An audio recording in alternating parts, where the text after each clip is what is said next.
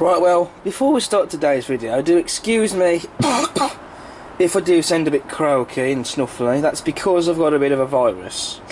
I'm feeling under the weather at the moment. I've got a cold, a sore throat, I've had a cough, and a runny nose. So do excuse me if I do cough on camera, or have to keep stopping the camera to cough or sneeze. But anyway, we are going to crack on with this review. Now today we are looking at a model made by Hornby, as you can see. And today we are having a look at the all new retooled Hornby GWR King. And as you can see, this one has digital TTS sound, but I just want to point something out. This model doesn't actually have the TTS sound fitted in it, not anymore. It did have, but I've simply took out the sound and DCC decoder because I don't have DCC. However, I did originally look into having DCC by buying a controller, but it didn't go too well, so then I decided to scrap the idea and was like, you know what, forget it. I'll just take out the decoder and the sound decoder. And here it is in this sealed bag. I am going to be selling this at some point, but not just yet. But I've took that out and put a blanking plate in the tender because that's where the decoders were fitted in, so it can run on DC. So don't be disappointed when I run this model that there's no sound coming from it. And also the reason I went for this model is because it's in the BR Express Passenger Blue livery, a livery that I haven't got in any other model at this point. So that's another reason why I wanted this model. And so to have it, of course, being it's a TTS sound fitted model, I took out the decoder and put in that blanking plate like I just talked to you about. Even though originally I was actually looking at buying a DCC controller, but in the end I decided not to. Excuse my coughing.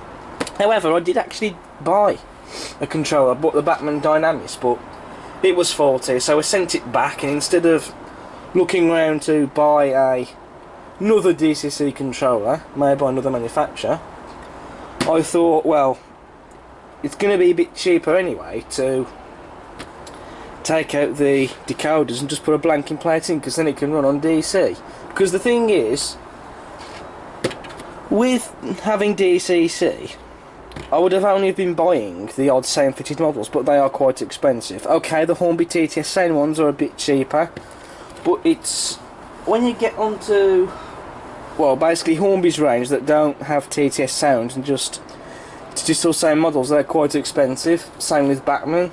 Their sound fitted models are very expensive. They're like 200 and odd quid, and for that price I could buy 2 locomotives for that much money.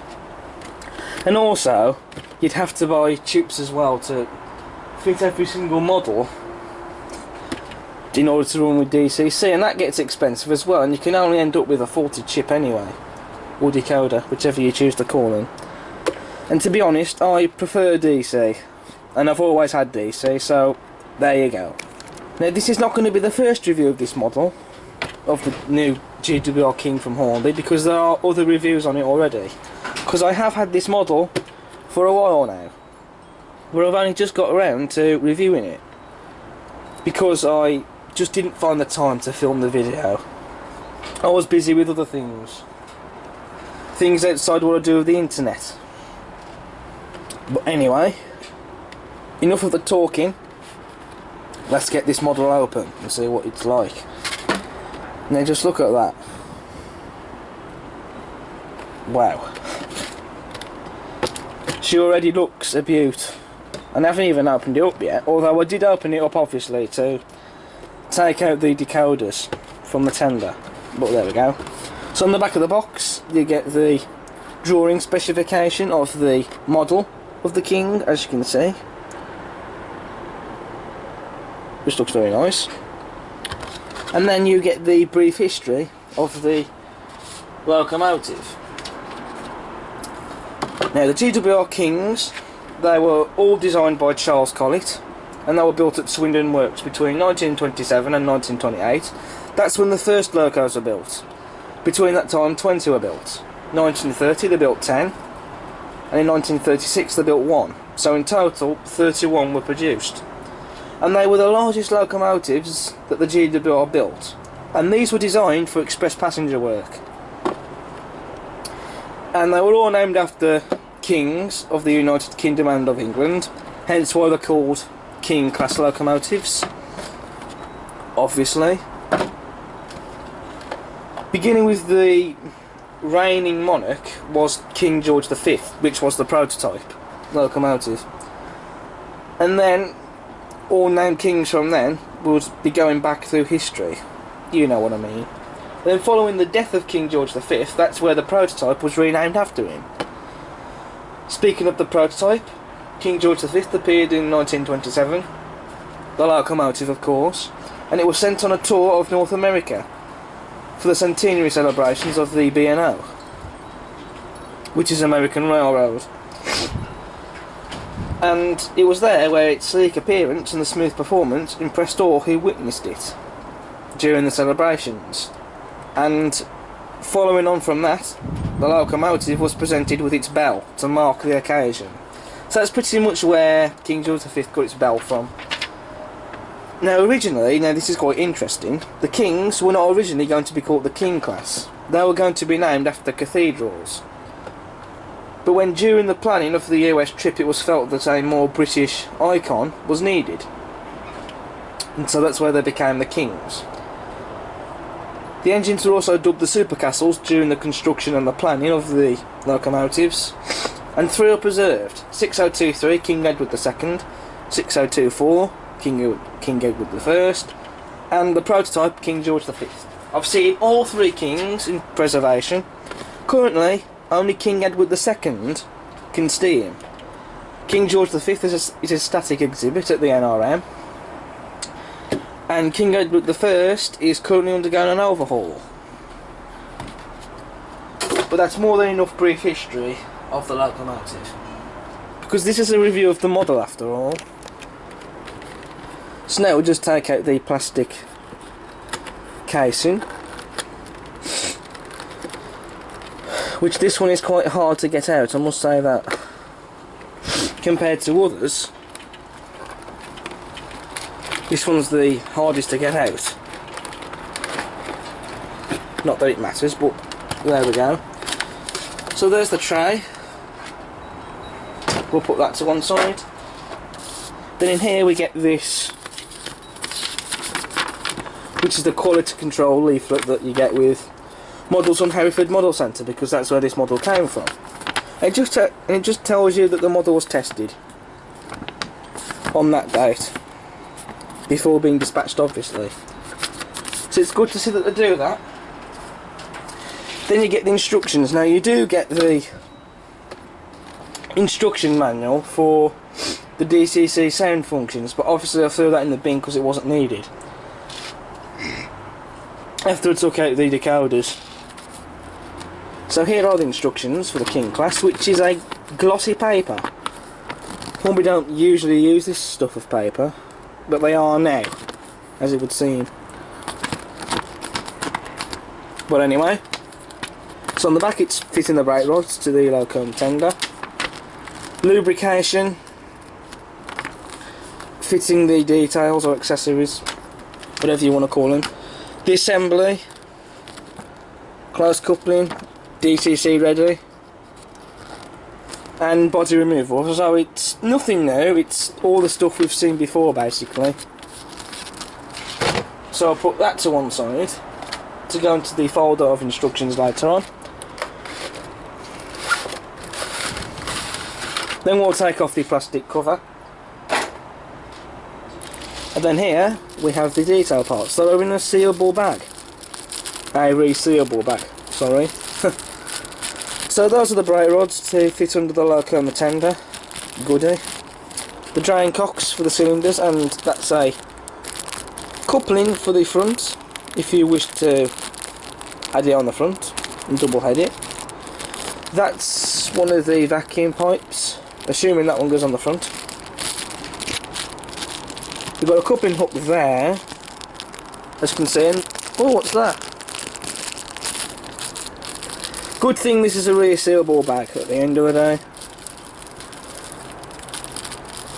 So the parts don't fly off all over the place. So we get another resealable bag.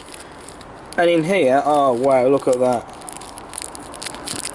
You get the GWR number plates to put on the side of the cab.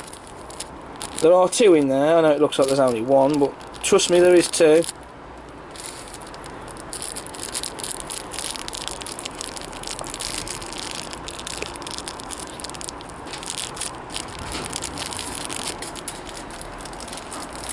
There. They won't come up. Oh yes, as you can see, there you are. That's proof that there's two in there. So I will add those onto the side of the cab later when I come to adding the details.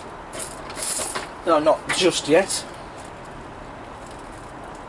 And that's pretty much basically all there is in there. It would have been nice if they did supply some nameplates as well, which they haven't done, but there we go. However, I don't think those number plates are etched. So I think it's just a case of what they did with the P2, which I learned later, that are actually etched. They're just brass plates with transfers printed on them, which isn't really as good as what Fox transfers can do, but there we go. But they're still there, so it's nice, and I shall still put them on regardless.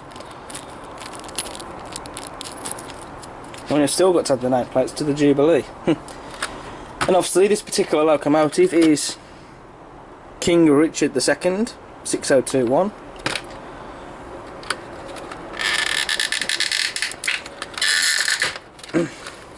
I'm not fond of this packaging, as I've said it before. Okay, now, do be careful because the loco and the tender are both connected. So it's important you use two hands for this.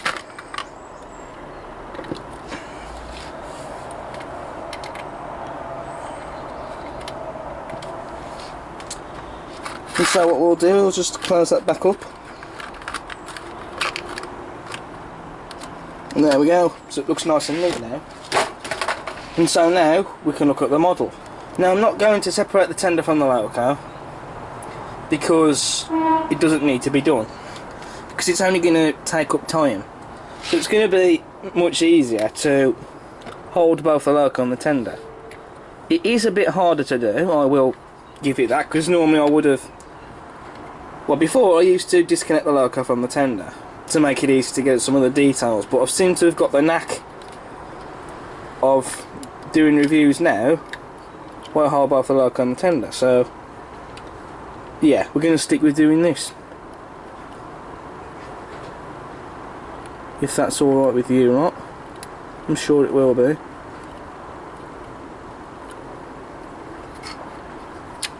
But anyway, let's begin with the review. Where do we start? I mean, obviously it is hard to hold because of all the details, so do be careful. But where to begin with this stunning model? Just lower down the footplate. Well, I know where we can start, the weight. It's very heavy. Because there's not just weight in the loco, there's some weight in the tender as well. Not much, but there is a bit in there, because this model needs to pull things. If you wanted to couple it up to a rack of maroon coaches, which this model would look stunning, hauling them, then you're going to need to wait of, well, you're going to need to wait, sorry, you're going to need the weight for the locomotive to be able to pull the coaches, because otherwise, with no weight, she wouldn't be able to pull a thing, let alone itself, or a piece of hair, from your head. The livery is spot on. I mean, the Express Passenger Blue livery is just absolutely gorgeous. There's no other livery like it anywhere. And it's something different as well, because I've never owned a model in this livery before, let alone reviewed one in this livery. It's all being Great Western Green, BR Brunswick Green, LMS Maroon, LNER Black, LNER Apple Green, you name it. The list goes on. So it is something different to get this livery, and it suits the model well. I think it's one of the best liveries you can get, in my opinion. And I am going to have to get some more models of locomotives in this livery, because it just looks really stunning. The unrebuilt Merchant that's due next year, that in this livery will look fantastic. If Hornby retool the Princess sometime, that'll look stunning in this livery.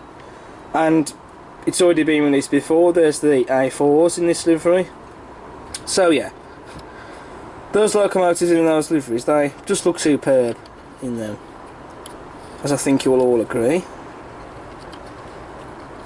It is quite a handsome livery, and I love the lining as well on the boiler and the wheel arches and the cab, and even the lining on the cylinders as well. It really does help to lift the blue, this white lining, and that's another thing I like about it. As well as the tender, you've got the early emblem as well. But either way, moving on, you've got the front bogie that has rivets on it, and that axle box there with a spring on the front, just like the real Kings have. And the axle box there is even painted, and I didn't paint it, it already came like that. So well done, Hornby. It didn't need to be painted, but they've done it. Then there's that NEM socket there. I don't think I'm going to double head this model, but you can do it if you want to. I may in the future decide to double head this model with the Castle class or whatever, but it's not really at the forefront of my mind at this moment in time. But you can do it if you want. There's also rivets on the frame there, which looks so realistic. Then you've got the valve gear, just look at that. And the link motion and the side rods, I can't wait to see all that moving. Pipe work just behind the steps there, and some rivets on the steps. Rivets on the side of the cab, as well as the separately put on handrails. There's the printed number plates that will soon have the brass ones to go over them. You've even got that small handrail there just under the window, separately put on. Glazing in the cab windows with the gold trim. Glazing in the front windows, as well as the whistles there, and that's the typical GWR safety valve with this pipe work coming down the side of it. And of course you've got the separately fitted metal handrails, that looks nice, as well as the outer steam pipes. Rivets on the smoke box, and that single chimney with the copper cap, looks superb. All the rivets on the running board, as well as that pipe work there, that goes just behind the nameplate there, which looks really good. King Richard II. You have even got a few rivets there on the firebox, which looks nice. You even got that detail there separately put on, a lever of some sort. You've also got lamp irons as well on the side there, as well as lamp irons on the front. Rivets on the buffer beam, and a hook, and that hole for the brake pot to go into. Metal buffers that are sprung as well, so if you like the sprung buffers, you're going to be happy with that. Then there's that cylinder layout, similar to that on the Castles, which looks really nice. Then we've got the smoke box door. I just love how the handrail bends over in the front of it. You've got a lamp iron on the front, the loco's number plate at the front, as well as the shed code 81A, and you've got the separately fitted smoke box door darts. That's what we always get in now.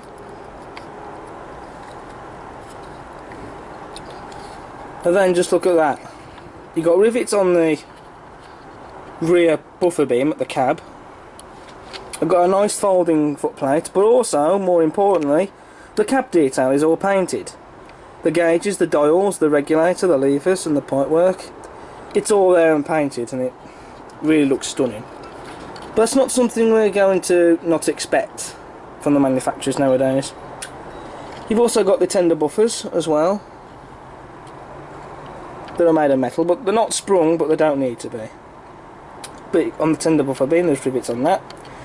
These handrails that come down the side of the tender, do be careful because they are fragile. You know, I've been scared of breaking them when I'm holding the model. You've also got rivets there in the front of the tender. Storage cabinets, and I like how they're painted blue. Looks fantastic. You've got the levers for the water to be transferred from the tender to the boiler. And this here, which you rest your fire irons on, separately fitted. Looks nice. You got all these rivets on the tender, as you would expect, and lining on that too. You've got the frames of the tender, axle boxes and springs are all there and present, and the water scoop. Rear buffers are metal and sprung, like the front ones. There's that brake pipe at the back, separately fitted. Rivets on the back of the tender, and these handrails that are separately put on are metal. Lamp irons, rivets, and these act as steps for the crew to climb up to the water filler cap. That doesn't open, but it's there. There's even a few rivets around that. And the coal in the tender, I think it's removable. I have no idea, but we'll find out. I'll just get something to lift the coal out. Right, I'm back and I've got a needle. I did try to use a cocktail stick, but it doesn't work. I also did give this model a little bit of a dusting down off camera.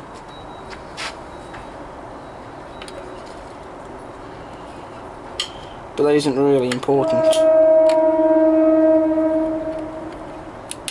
There we go.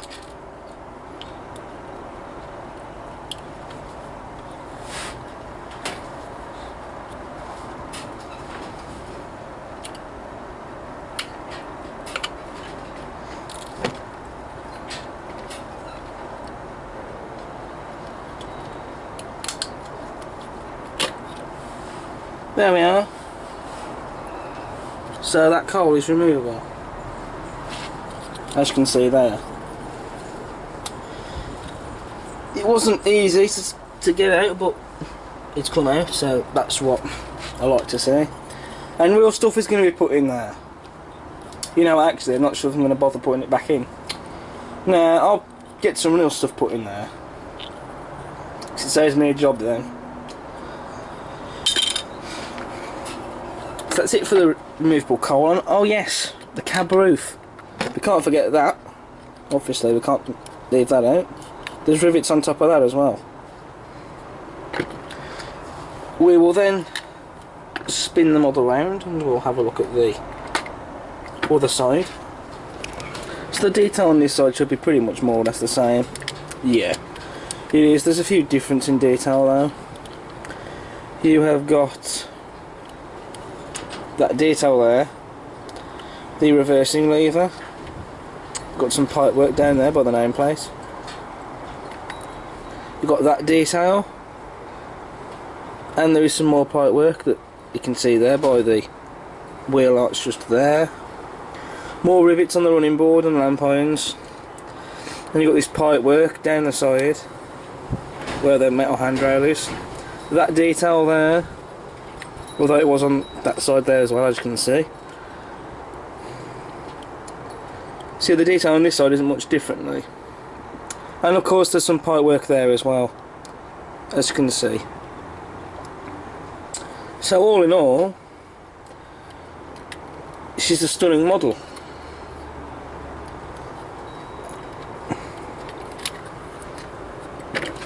So there isn't much really left to do now. Just look at that. I can't wait to see her running around the track.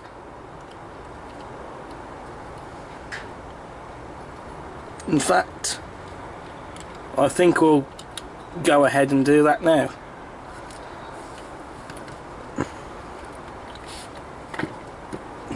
So let's put her on the track and see how she runs, because I want to know how she runs, because I've not run her yet.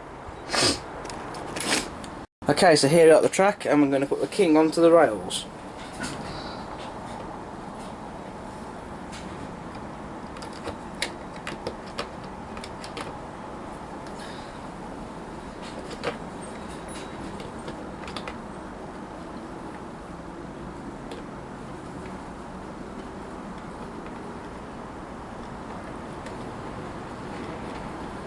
Yep, she's on.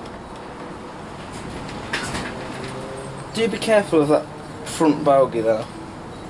Because the thing is, given this front wheel here is covered up by the axle box and the spring, it makes it hard to tell whether it's on the track or not, but it's on. Okay, so the power's turned on already, so let's give her a bit of a wiggle.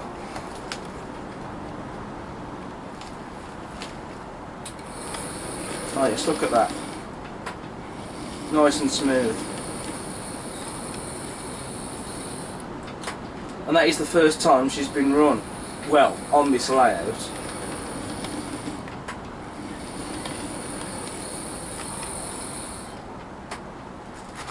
Let's see how slow she can go.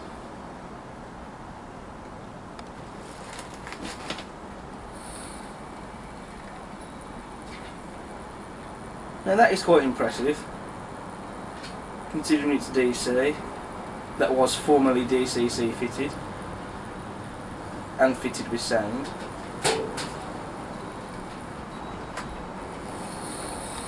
But yeah, that is really smooth.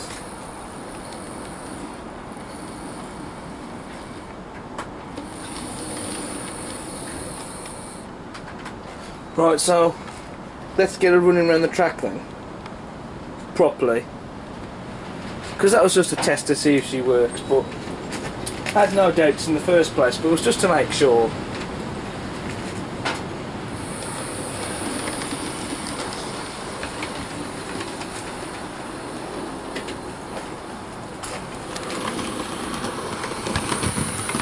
Sorry about that, then I was just straightening up that police line. Anyway, so that really is quite smooth. Let's just get real close up on that link motion there. Look at that. But anyway, so there's no jerky movement or grinding noises from the motor. It's as smooth as it should be. And the motor was actually fairly quiet sounding as well.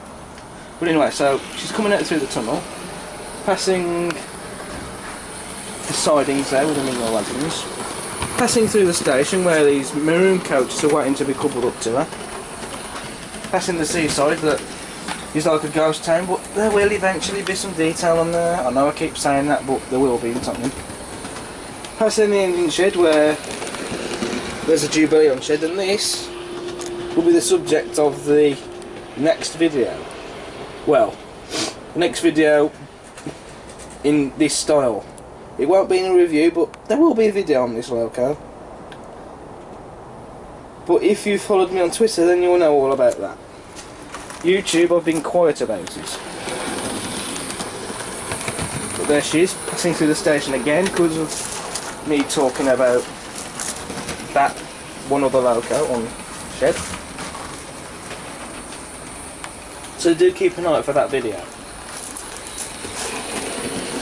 There she goes, passing the airfield. These two planes are now glued on because I kept knocking them off and bits kept breaking off and I had to keep gluing them back on. That one isn't glued on, so it can be removed if I want to place the camera here. But I probably might glue it on at some point though, eventually. And so then the loco is back round through the station again,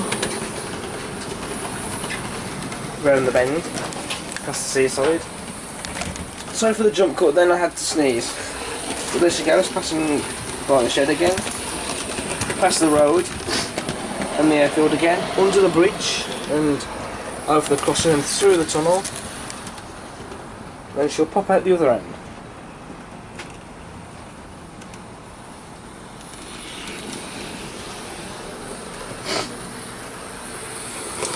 Like so.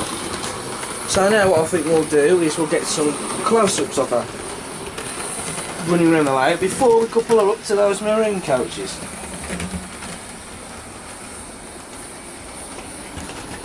Which will look quite smart.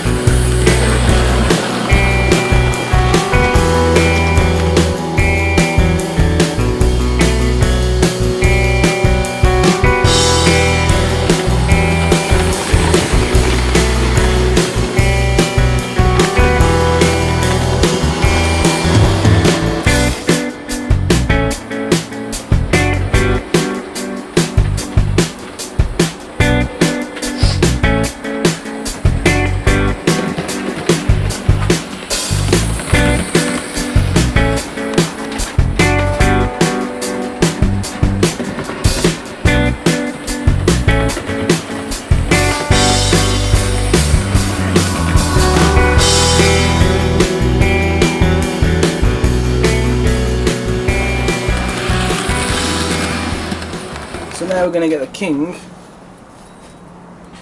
pulling this rake of maroon coaches. Brake coach there is just protruding out of the tunnel there. And also the king, well, it explains why the king is right by the signal box there. But anyway, let's get her going. I'm sure she can manage this train. Oh yes, look at that. No problem at all.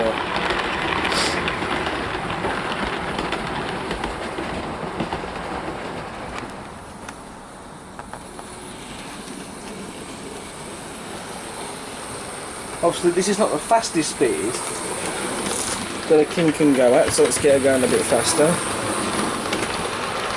It's supposed to be an express passenger locomotive after all anyway.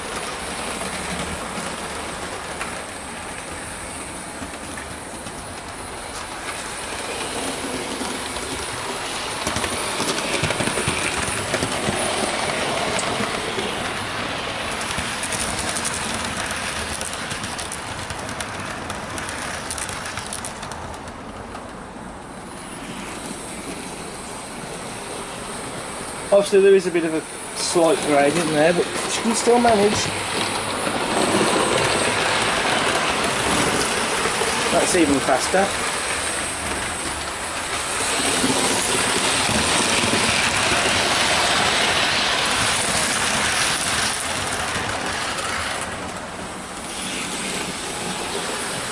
And that's the speed any king should be travelling at.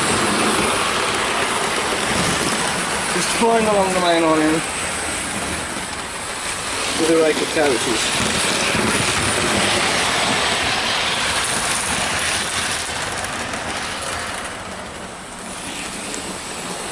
Let's see if we can try and zoom in on the valve again.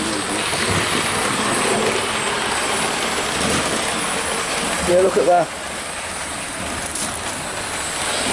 Look at that spinning.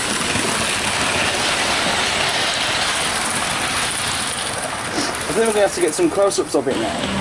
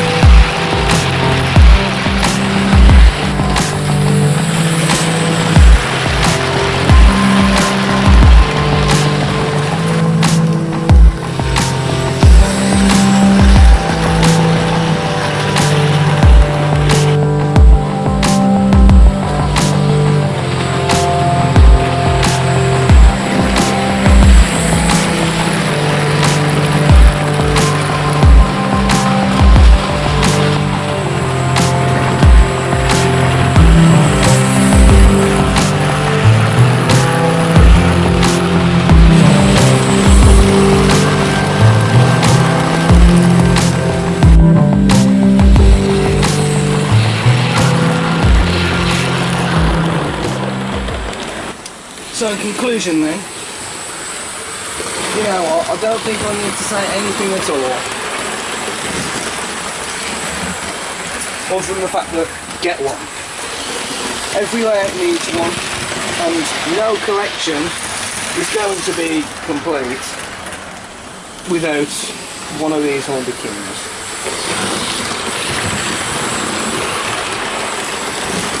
Hornby, like all your other stunning models you've been producing recently, you have a possible model of the year here.